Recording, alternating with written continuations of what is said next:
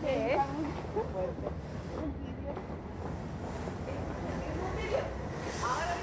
Eres cómplice. Eres cómplice. Eres cómplice, encubridora. ¿Cómo huele? Me encanta.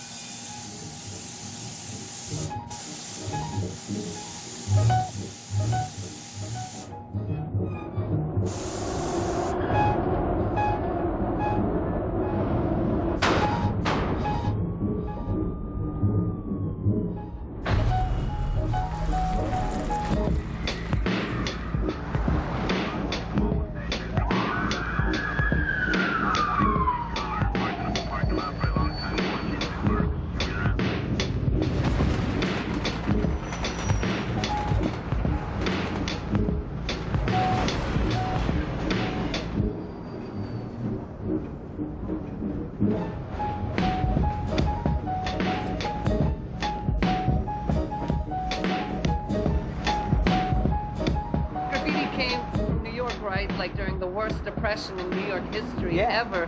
In the Bronx, buildings were being like burned down by like landlords because it was cheaper, you know, to burn the buildings down than maintain them, right? Yeah. So like, you know, from that turmoil and all that poverty, like, you know, graffiti came out like in a big way from like the underground and from the people that had no money, no voice. But say, here it is.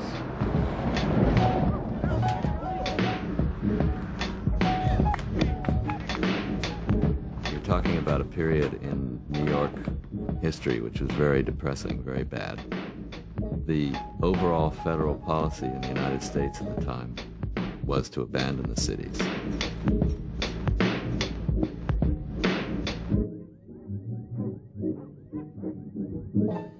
They felt it was going to be more lucrative to develop suburbs, to develop the automobile, the freeways, and the South and the Southwest and California, rather than to worry about the northeastern cities, which were very expensive to maintain.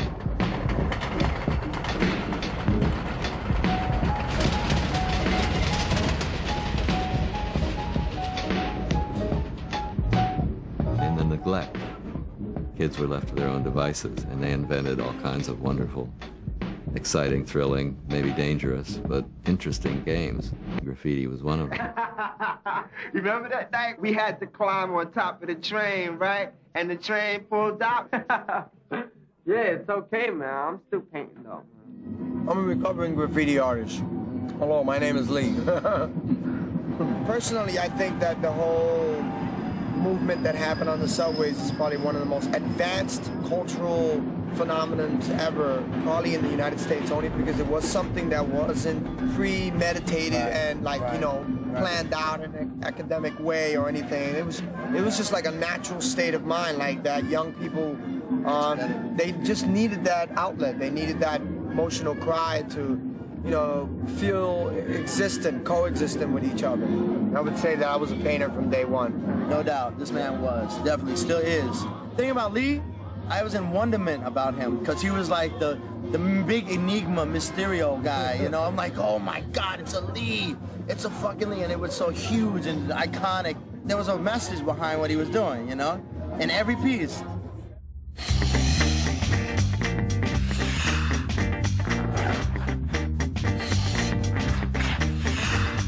Early 80s, there was an American sitcom called Welcome Back, Kotter that was on TV, where in the intro section there was trains, and I thought this was something done by, I don't know, like kind of old hippies kind of thing, like against the state or whatever. At some point many years later I found out it was like guys, I don't know, like 14, 15, 16-year-olds in New York. Kids used to go into the train yards and have picnics. Sit around, drink beer, eat chicken, you know, make out, and just sort of hang out in the yards. Nobody was paying any attention. So it was a natural to start tagging up. They were already tagging in buildings and things like that. Start tagging up on the trains. You know, it was years before the city was able to get it together to shut that all down. Resourceful as we were on the streets back then, just inventing everything and anything to make life a little bit more grander, more exciting. The movement, you know, spearheaded itself. You have all these kids that are not necessarily well-versed and educated in the arts, and all of a sudden they're creating, you know, this art movement without any reference to art history. At 16 years old, you don't know much about the history of culture in the 20th century, all that kind of stuff, but instinctively you feel, wait, this is something totally new. The chance of being able to remove your real so-called identity and in its place you put yourself like a new name, and we all start on a level playing board here. It was loads of people from loads of different backgrounds, culturally, socially, you know, like the whole idea of the writing thing being based on ABCD rather than whether you can draw figuratively or not. It gave everyone a chance to play like in this new graphic game. Being involved in that scene back in the day, you learned very quickly that it wasn't just about putting up your name, it was just developing a style around that name, a charisma, you know, some kind of a character. So it's basically like a subliminal sculpture movement in essence. You're revolving around the alphabet to create a name. You develop that name as a sculpture of yourself. And of course on the trains, the whole dynamic of it was the movement. It animated the whole thing. In some people's minds, it was more sinister, but it was actually the development of style, development of someone's actual existence as an artist. One thing I would say is that I don't think graffiti style, or wild style particularly, would ever have evolved in any other location than on a moving object.